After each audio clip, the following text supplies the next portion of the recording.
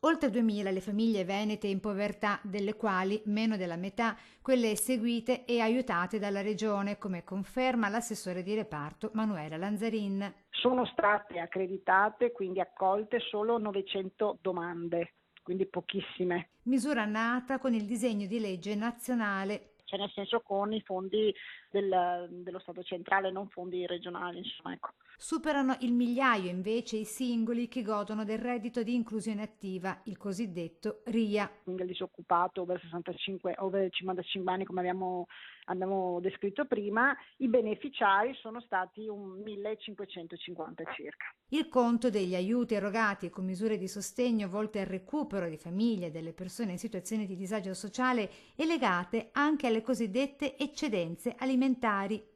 E quindi al sistema che si è creato in Veneto degli empori solidali, sono circa 12 in tutto il Veneto oggi, ma c'è richiesta per altri, in cui in questo caso le famiglie in difficoltà possono accedere con una tessera punti. A Treviso, come del resto anche in Veneto, previsti inoltre dei tirocini associati a borse lavoro e attività formative.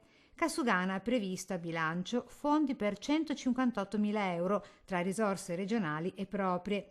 65 infine le famiglie trevigiane che da settembre scorso hanno avuto accesso al sostegno di inclusione attiva per un totale di 28.000 euro di contributi in 6 mesi.